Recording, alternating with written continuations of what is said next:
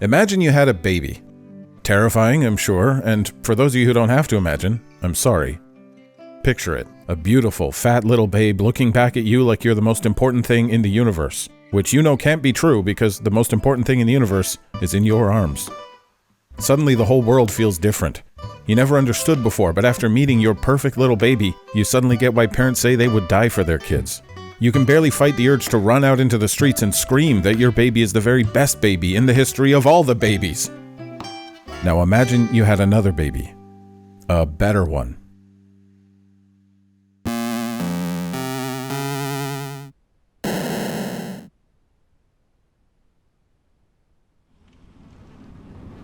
The first Souls game I ever played was actually Demon's Souls, but we're not going to talk about it today because I hate saying its name. Besides, Dark Souls is the one that really introduced this franchise and a whole new genre to the world, and it was a transformative experience for me personally. Dark Souls felt like it came from another planet back in 2011. Much of the marketing buzz around the game was, and still is, focused on its apparently insane level of difficulty, which is a pretty trash opinion. It's not an easy game, but it's really not that bad once you get used to it. Obsessing over its difficulty and constantly talking about how Dark Souls is the Dark Souls of video games means missing out on everything else that makes this game great. But hasn't Dark Souls been usurped as Lord Miyazaki's finest work? Elden Ring is basically Dark Souls, but instead of walking down a hallway to transition between decrepit castles, you ride a horse through Wyoming to transition between decrepit castles. It's a good time for some, but try it with other games. Imagine if every time you scored at Tetris you had to ride a horse through Wyoming, and you'll get why some people might ask if that's strictly an improvement. But surely in a role-playing game, a game all about escaping to some fantastical world full of wonderment and awe, a bigger map to explore means a richer, more immersive experience.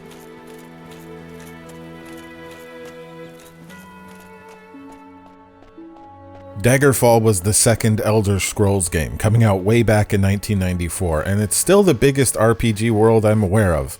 It's literally over 200,000 square kilometers, which is roughly the size of Great Britain, like, actually. It takes more than 3 real-world days to walk the breadth of the map. The first time I played it, way back when, I really thought I was going to move into this new fantasy realm and kiss my shitty real-life goodbye. But I pissed in bottles that year. Most of the space on the map is occupied by either absolutely nothing at all or randomly generated garbage, which I guess is realistic in a way because the real world is mostly overrated. But there's a reason game developers haven't tried to make a bigger game than this since. Because it fucking sucks. Because design sacrifices have to be made to make something bigger, no matter what. And in the case of Daggerfall, almost everything on the map is procedurally generated rather than carefully designed, and it can really feel that way. Elden Ring is, however, entirely designed by humans, and very talented ones. This world is positively full up with stuff to see and do. Every minor detail was placed meticulously with the designed intent of forcing you to look up what any of it means on the wiki. It's a beautiful world with a FromSoftian level of detail. It's like if you took the Dark Souls formula and gave players the freedom to head off in any direction and play the game their way. But oh, right, that's just Dark Souls. The original Dark Souls is more of an open world than you might think. You can explore in a number of different directions right from the start, and can traverse most of the world without encountering a loading screen. You actually have substantially more freedom in Dark Souls than you do in Elden Ring for most of the game. The idea that Elden Ring is an open world take on the Souls formula is deeply flawed to me. Dark Souls is an open world in the sense that most of its map is available to you from the word go, whereas Elden Ring is actually pretty linear and closed off at the start.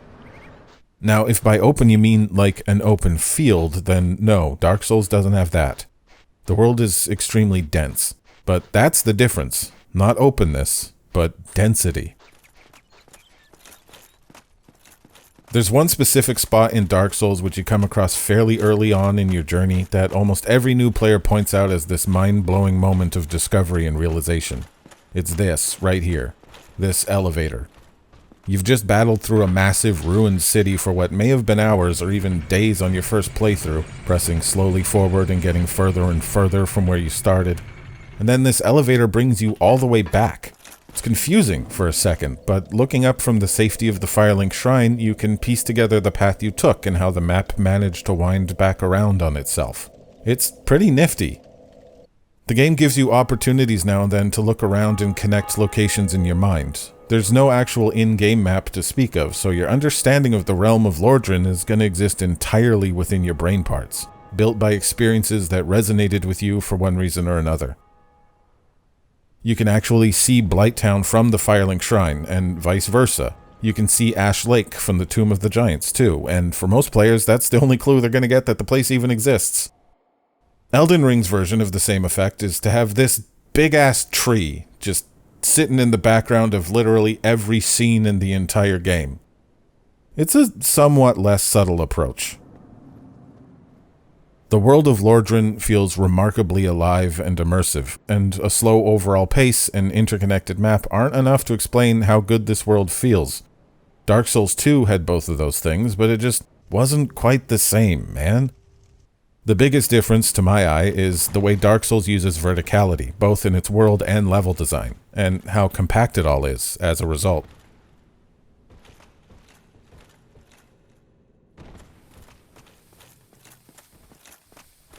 The extensive use of the Y-axis means that Dark Souls can cram a whole lot of content into very small areas, which is endless giddy fun for people who like to check around every corner looking for secrets. And it also allows the game to be scaled much more realistically. The primary selling point for a lot of RPGs, especially those released in the last decade or so, is just how big their worlds are. Even if most of it is empty space, players enjoy traveling between cities and feeling like they're living in a real medieval world. The big problem is having to suspend your disbelief and accept that the journey between two major cities is maybe 5 minutes on foot, and the capital city's home to something like 60 people. These are model cities glued together in your basement at best. But most of Dark Souls takes place in one tiny corner of a city where it seems like, I don't know, 1 billion people live, or used to live. And it's a tall fucking corner, including not just the bustling streets of the apocalypse, but the sewers beneath them, the swamp the sewers run down into, ancient underground tombs, and, you know, hell. All of this is realistically scaled and rich with detail. It's a dead world that feels more alive than most. The story is primarily told through environmental clues or by reading descriptions of items you discover, just like in Elden Ring.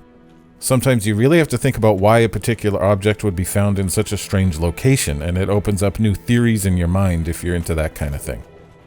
You'll never really solve the world. You're missing too many vital pieces of information, but by exploring this one little corner, you can get a pretty good sense of things. Because the world of Dark Souls is so beautifully crafted on a macro level, people don't really talk much about its level design. I think most players consider the Undead Burg to be pretty indicative of how Dark Souls plays, maybe because for a huge majority of players, that's as far as they ever get. You fight clusters of weak enemies, and often you find yourself cornered into tight spots and narrow passages. But Dark Souls is only a medieval urban combat simulator at the start. Each new area of Lordran's map is not only visually distinctive, but they play very differently as well. As series veterans know, every Souls game has to have at least one poison level, which, in this case, is Blighttown. Special items can help you explore the swamp more freely, but the core gameplay is designed around running from island to island to avoid becoming infected. The enemies you face here are, for the most part, only minor annoyances trying to slow you down. It's fundamentally different than the Undead Burg, even without mentioning the fact that the first half of the area is all about falling carefully. There's also the sewer labyrinth level, the wide open forest full of goodies, but also stealth AI players who absolutely do not fuck around. And let's not forget the, hey, where did the floor go level, where you carefully sprinkle fairy dust to reveal a path, only to get thrown to your death by this fucking guy. Then there's the booby-trapped fortress, where the developers actively troll you, and, you know, other fabulous places. The way Dark Souls constantly changes things up is key to keeping a sometimes frustrating experience from feeling burdensome. Most games that sell themselves on their difficulty forget to make sure it still feels good, but Souls games aren't trying to be incredibly hard. They're trying to be satisfying. No matter how tough a time you're having with a particular area, you know that the next area is going to be something different, and you're motivated to push through the pain to find out what's next.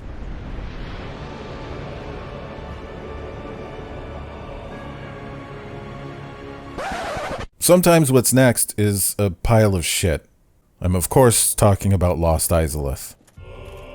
FromSoft will tell you themselves that they just straight up didn't have enough time to finish this part of the game.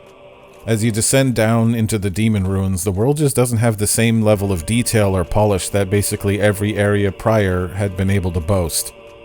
Lost Izalith. Come for the just lava everywhere, and stay for the dragon asses? No, really, these are dragon asses. See, there's this undead dragon in the painted world of Ariamis, and he's like, rawr, / poison vomit. It's pretty cool, but what a lot of players might not notice is that you only fight half of him. When you first aggro him, the front half of his body sort of crawls forward to attack you, but he leaves his ass behind, and it's got a mind of its own, or at least rudimentary AI. Basically, you can make it stand up by poking it. And that's the creature they decided to copy and paste all over Lost Izalith. Yeah, not the dragon, just the ass. About 50 million of them should do. This uninspired literal ass of an area culminates in what is easily the worst boss fight in the game, or maybe in any game.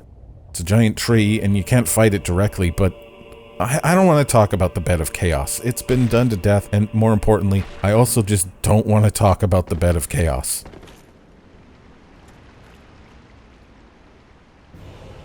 Aside from the Bed of Chaos, which is objectively the worst thing in the history of video games, Dark Souls bosses are actually pretty good.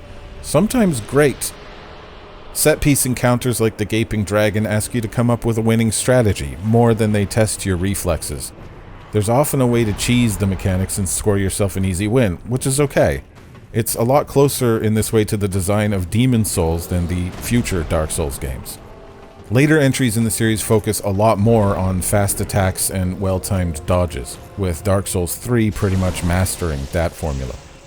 I don't think Elden Ring ever really exceeds DS3 in that category, but its boss designs are absolutely better than those in the original. The original Dark Souls does have a few gems though that help to set the template for what was to come.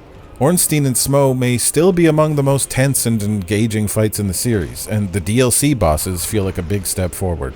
Artorias is an extremely well-tuned encounter that just feels awesome from start to finish, like a proper duel. I wouldn't normally talk about DLC content, but all of this is included with the base game these days. Perhaps strangely, I don't think bosses are that important here. By the time DS3 and Elden Ring come along, they are absolutely definitely the focal point, but the original Dark Souls is a bit different. It's more about exploring a world. Cool boss fights just serve as punctuation and a source of reward for your efforts.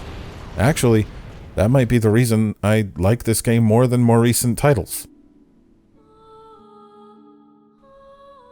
In spite of its flaws, Dark Souls is rightly hailed as a masterpiece. The term flawed masterpiece feels kind of overused in retrospective coverage of the game, and I would hate to end this video with a cliche, but fuck me if it isn't just the perfect description. Souls games ask you to take a slow and methodical approach, both to the combat and the way you explore the world. Forcing you to be a bit careful is one of the many ways that these games quietly ask you to stay engaged and pay more attention to the fine details than you might have otherwise. Even if you're the sort of player who usually rushes through areas and skips all of the dialogue, Dark Souls just has a way of pulling you in, or pulling you down onto the ground, where it'll beat you until you agree to pay more attention. I get why a lot of people say that Dark Souls just isn't for them. In a lot of cases, though, I think they're probably wrong and need to give themselves more time to learn the game's unique video game language.